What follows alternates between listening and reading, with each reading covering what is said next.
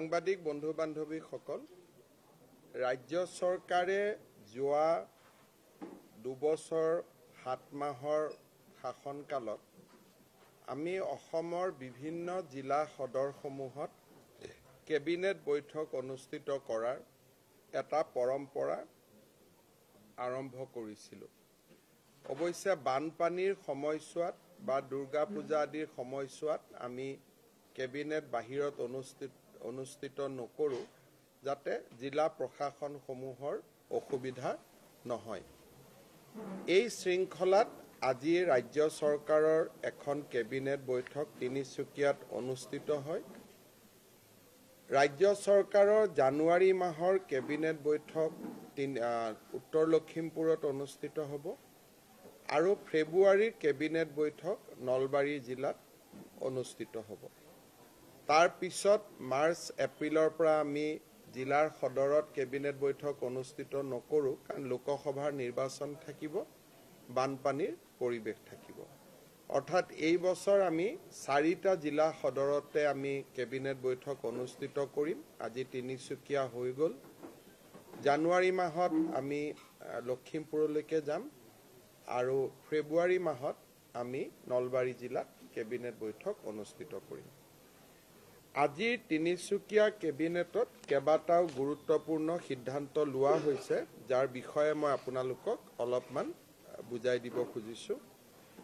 আপোনালোকে জানে যে আমি অসমত মেডিকেল কলেজ, ইঞ্জিনিয়াৰিং কলেজ আদি বনাইছোঁ, কিন্তু এটা সদায় মনত চিন্তা থাকে যে এই কলেজ আৰু অনুষ্ঠানবিলাকত যাতে দৰিদ্ৰ পৰিয়ালৰ ল'ৰা ছোৱালীয়ে অধ্যয়ন কৰিব পাৰে। আৰু দৰিদ্ৰ পৰিয়াল বুলি ক'লে আমাৰ মনলৈ আহে চৰকাৰী শিক্ষানুষ্ঠানবোৰ। আজি কেবিনেটত এটা সিদ্ধান্ত লৈছে যে অসমৰ ইঞ্জিনিয়াৰিং কলেজসমূহৰ 5% চিট আমি গভৰ্ণমেণ্ট স্কুলত 7মান শ্ৰেণীৰ পৰা 12মান শ্ৰেণীলৈ একেৰাহে পঢ়া ছাত্ৰ ছাত্ৰীৰ কাৰণে সংৰক্ষিত কৰিম। তাৰমানে ষ্টুডেণ্ট এজনে ক্লাছ 7ৰ পৰা গভৰ্ণমেণ্ট স্কুলত পঢ়া হ'ব লাগিব আৰু up to 12 higher secondary government স্কুলখনৰ পৰাই উত্তীৰ্ণ হ'ব লাগিব। তাৰ বাবে তেওঁলোকৰ বাবে 5% ইঞ্জিনিয়াৰিং কলেজৰ চিট আৰু 5% মেডিকেল কলেজৰ চিট সংৰক্ষণ হ'ব। এইটো এটা আজি আমাৰ সিদ্ধান্ত গ্ৰহণ কৰা হৈছে। চৰকাৰে উদ্যোগীকৰণৰ ওপৰত আমি যথেষ্ট গুৰুত্ব দি আহিছোঁ। আজি ৰাজ্য চৰকাৰে অসমত নতুনকৈ বিনিয়োগৰ বাবে 438 কোটি টকাৰ 3টা প্ৰপ'জেল অনুমোদন কৰে। এই প্ৰপ'জেলবিলাকৰ ভিতৰত প্ৰথমটো হ'ল যে এখন টাটাই তাজ হোটেল কাজিৰঙাত প্ৰতিষ্ঠা কৰিব।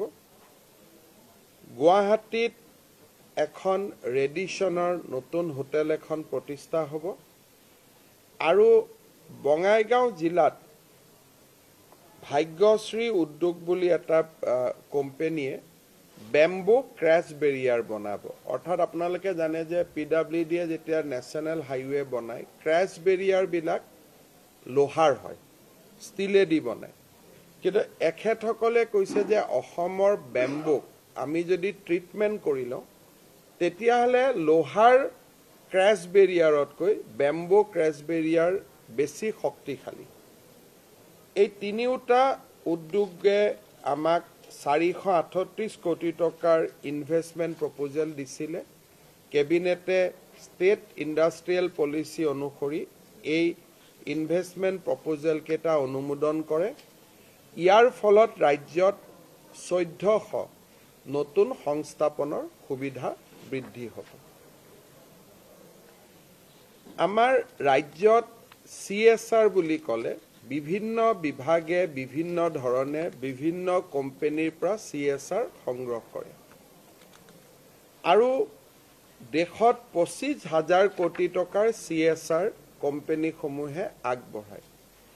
অসমে মাত্ৰ তাৰ 350 কোটি টকা লাভ কৰে, কাৰণ আজিলৈকে অসমত CSR অথৰিটি নাছিলে যোনে সংঘবদ্ধভাৱে বা এটা চিষ্টেমেটিকেলি ভাৰতৰ বিভিন্ন কোম্পানীসমূহক এপ্ৰ'চ কৰিব পাৰে যে অসমত আপোনালোকে বিনিয়োগ কৰক আৰু বিনিয়োগৰ আমি আপোনালোকক সুবিধা কৰি দিম।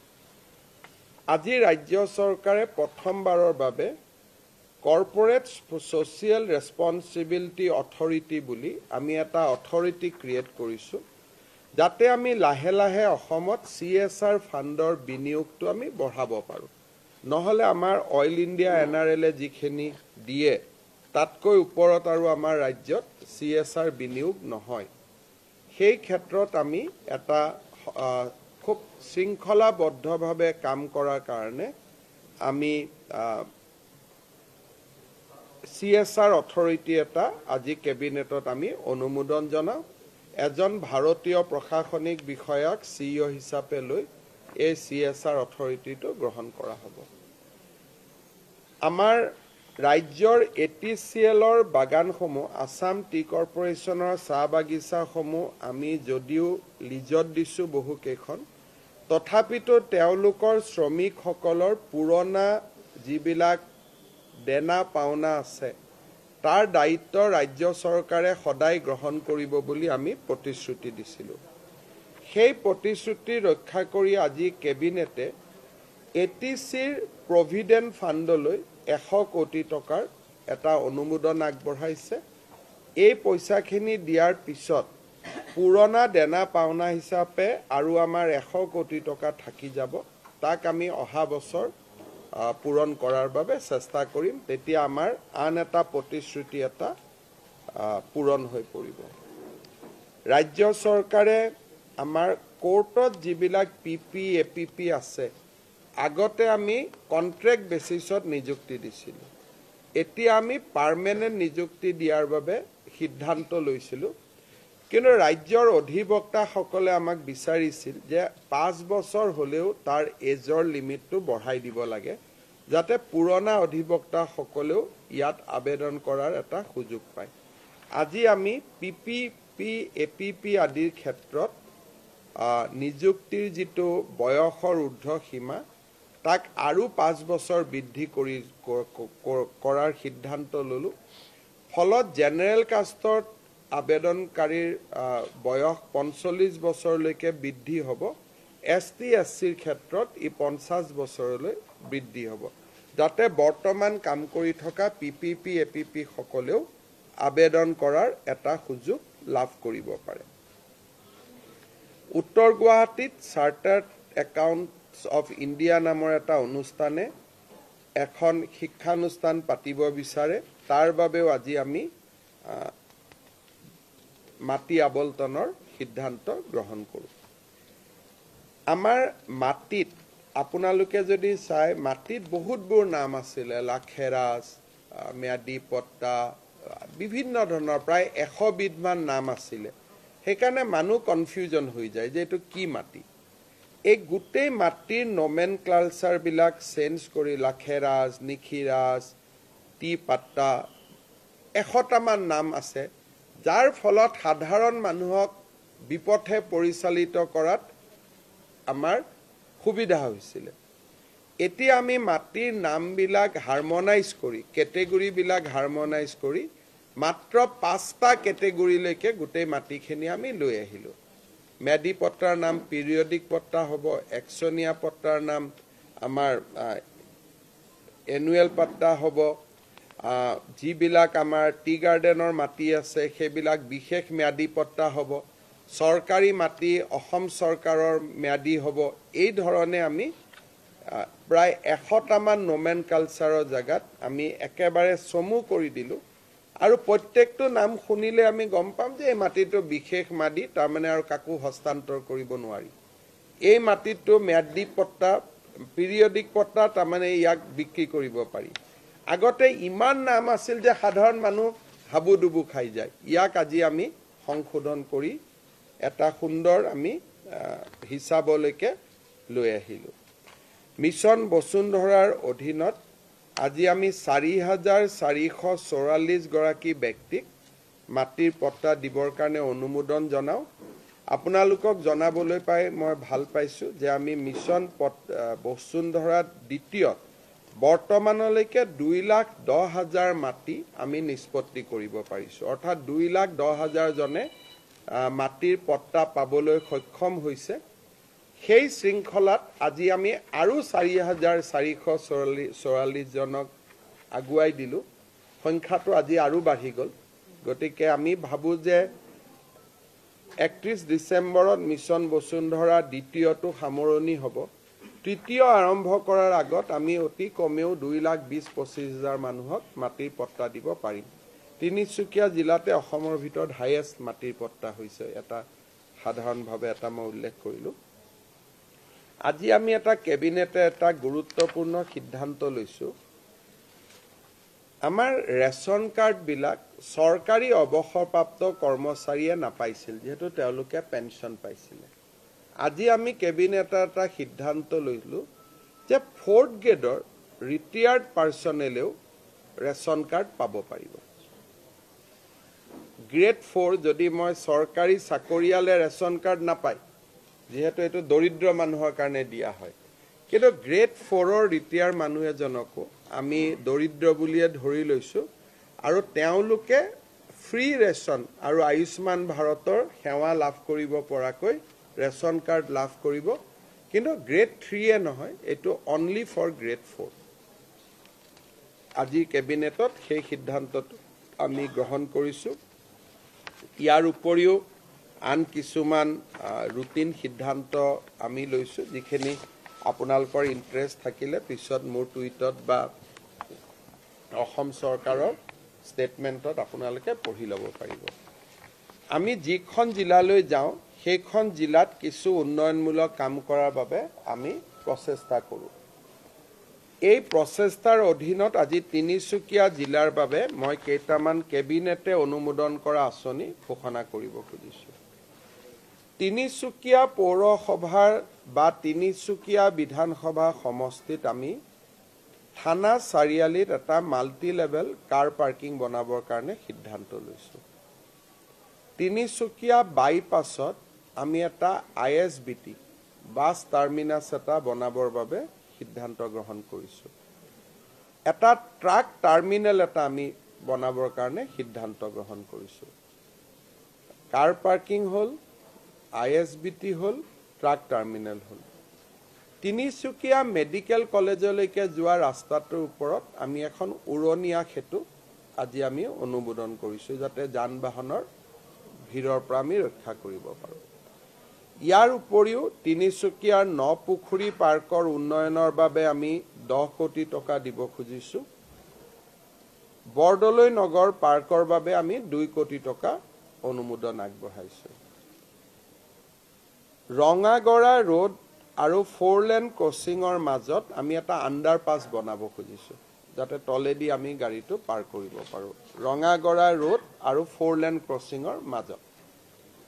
আৰু বৰ্তমান যিখন নপুখুৰী তিনিচুকীয়া ফ্লাইঅভাৰ আছে, তাতে আমি নপুখুৰীৰ যিটো অঞ্চল আছে তাত আমি এখন ফ্লাইঅভাৰখন আমি ষ্ট্ৰেংথেনিং আৰু সুন্দৰ কৰিব খুজিছোঁ।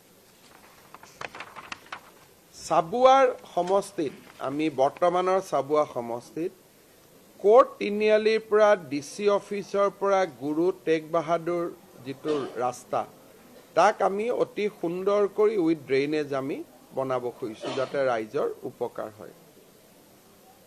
ডুমডুমা কলেজৰ বাবে আমি এখন ষ্টেডিয়াম, এখন ইনডোৰ ষ্টেডিয়াম এখন দিব সিদ্ধান্ত লৈছোঁ। তাত 12 কোটি টকা লাগিব। ডুমডুমা টাউনত আমি আৰু এটা সুকীয়াকৈ ইনডোৰ ষ্টেডিয়াম এটা বনাবৰ কাৰণে সিদ্ধান্ত লৈছোঁ। সেইটোতো প্ৰায় 12 কোটি টকা লাগিব।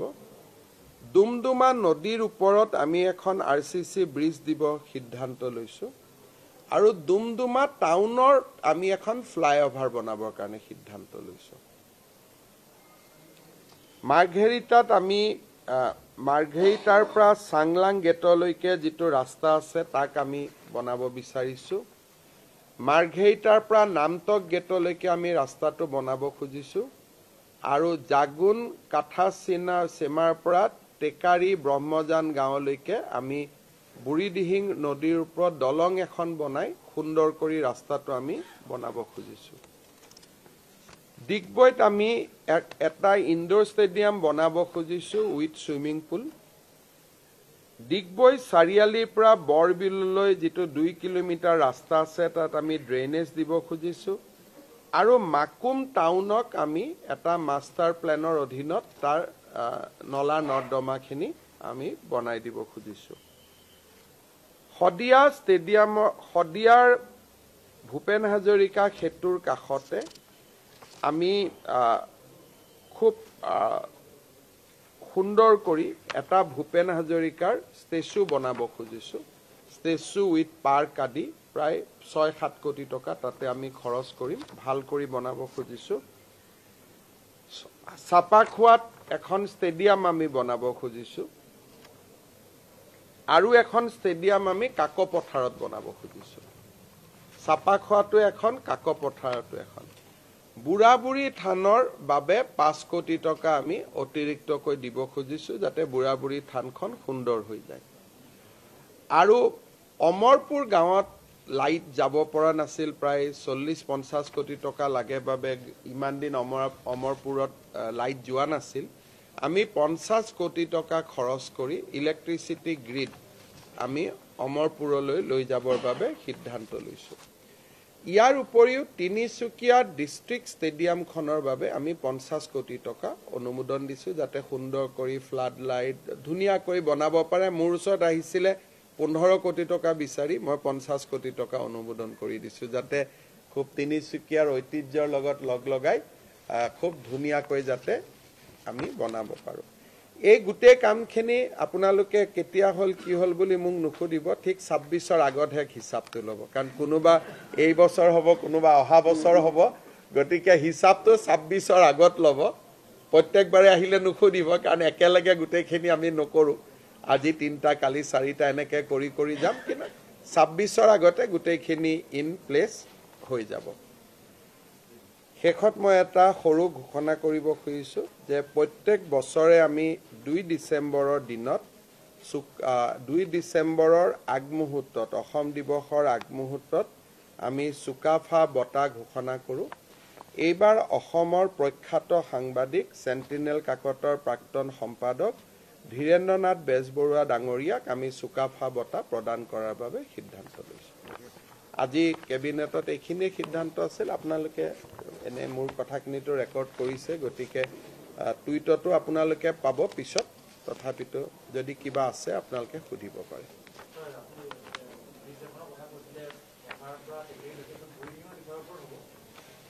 মই ৰ'ব 1 মিনিট।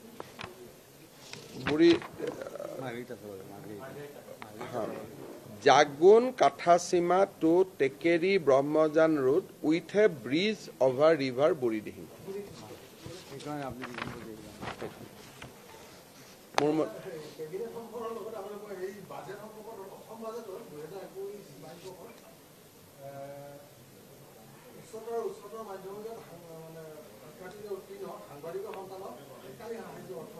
আচ্ছা, মই এইটো নাজানো, বাজেটত নাছিল, বাজেটত নাই, হয়তো মনে দি ভাবিছিল কিন্তু বাজেট কৰা হোৱা নাছিল হ'ব। মিনিষ্টাৰ এইটো নাই ধৰা বুলি কৈছে। আপোনালোকে ভৱিষ্যতে ধৰিবৰ কাৰণে মিনিষ্টাৰক ধৰক। আৰু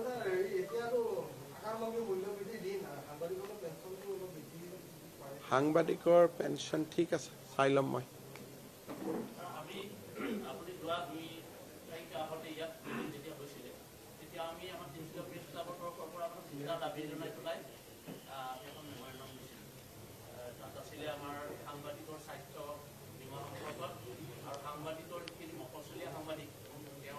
আমি এটা বিচাৰ কৰি আছোঁ যে যিখন আয়ুষ্মান ভাৰতৰ যিটো কাৰ্ড আছে, সাংবাদিকসকলকো তাত আনিব পাৰি নেকি। কোনোবা দিনা কেবিনেটত শুনিব, আমাৰ এইটো আছে।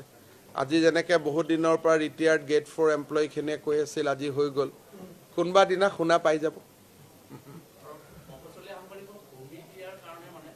সমস্যা এটাই, মানে পোৰ্টেল আদি হৈ যোৱাৰ পিছত সাংবাদিকৰ সংখ্যাটো ইমান বৃদ্ধি পাইছে, গতিকে এইটো মানে আমি পাৰিম নে নোৱাৰিম কণ্ট্ৰল কৰিবৰ কাৰণে চাই লওঁ। আজি এটা মন্ত্ৰী ডাঙৰীয়াই কেবিনেটত কৈছে যে পৰ্টেলবিলাকতো পাৰিলে অলপ চৰকাৰী বিজ্ঞাপন আদি দিব পাৰি নেকি এটা কিন্তু ইমান নাম্বাৰটো ইমান বেছি গতিকে অলপ চাই লওঁ কি কৰিব পাৰি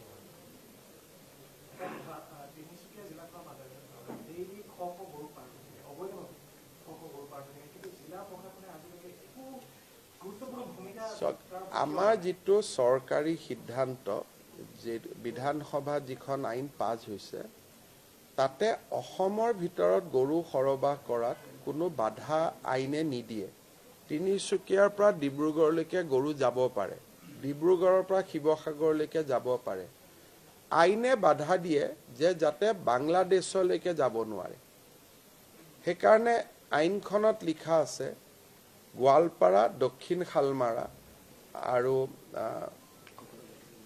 কোকৰাঝাৰ বৰাক ভেলীত গৰু সোমাব নোৱাৰে কিন্তু তিনিচুকীয়াৰ পৰা যদি গৰু নগাঁৱলৈকে যায় নগাঁৱৰ পৰা যদি নলবাৰীলৈকে যায় সেই সৰবৰাহটো আইনে তাত বাধা নিদিয়ে বৰঞ্চ পুলিচক আমি ধৰিলেহে কওঁ যে আপোনালোকে গৰুকেইটা কিয় ধৰিছে কাৰণ আইনত তেনেকুৱা কোনো কথা নাই আমাৰ গোটেই উদ্দেশ্যটো হ'ল যাতে বাংলাদেশলৈকে এক্সপৰ্ট নহয় গৰুটো তিনিচুকীয়াৰ পৰা যায় গৈ গৈ গৈ গৈ গোৱালপাৰাত সোমাব নোৱাৰে কিন্তু আপোনালোকে জানে যে আমাৰ ইয়াৰ মিচিং ৰাইজে বহুতে গৰুৰ ব্যৱসায় কৰে আৰু সেইটো তেওঁলোকৰ জীৱিকা আৰু গৰুটো আমাক লাগিবই খেতি পথাৰৰ কাৰণে গৰু লাগিব গাই পুহিবৰ কাৰণে গাখীৰৰ কাৰণে গৰু লাগিব গতিকে গৰুটো মাৰিবৰ কাৰণেহে গৰুটোৰ সৰবৰাহ বন্ধ হ'ব লাগে কিন্তু যদি গাখীৰৰ কাৰণে খেতিৰ কাৰণে গোটেই গৰুটোৰ সৰবৰাহ বন্ধ হৈ যায় তেতিয়াহ'লেতো এগ্ৰিকালচাৰ ডাঙৰ এফেক্ট হ'ব সেইকাৰণে এই বিষয়টোলৈ মানুহৰ মাজত এটা ভুল ধাৰণা আছে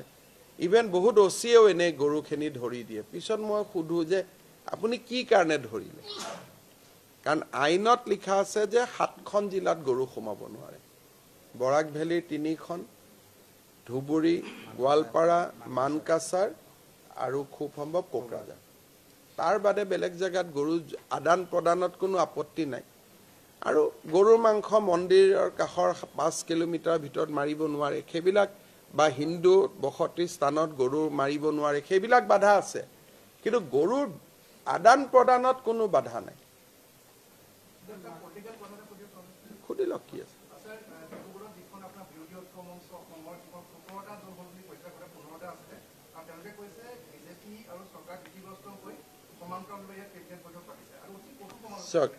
কেবিনেট বৈঠক কৰাৰ সিদ্ধান্তটো কেতিয়াৰ পৰা আছে তিনিচুকীয়াত এতিয়া মই উত্তৰ লখিমপুৰত কেবিনেট হ'ব বুলি আজিয়ে কৰিলোঁ এটা কেবিনেট বৈঠকৰ আগদিনাখন যদি বিৰোধীয়ে লখিমপুৰত মিটিং এখন কৰি কয় যে আমাৰ ভয়তহে লখিমপুৰত কেবিনেট আহিছে তাক মই কেনেকৈ কণ্ট্ৰোল কৰিব পাৰিম এতিয়া মই কৈ দিলোঁ যে জানুৱাৰীত নলবাৰীত কেবিনেট হ'ব এতিয়া মোৰ নলবাৰীৰ আগদিনাখন যদি তাত বিৰোধীয়ে এখন মিটিং পাতি কৈ দিয়ে যে আমাৰ ভয়তহে কেবিনেট কৰিছে মই এতিয়া কি কৰিব পাৰোঁ কওক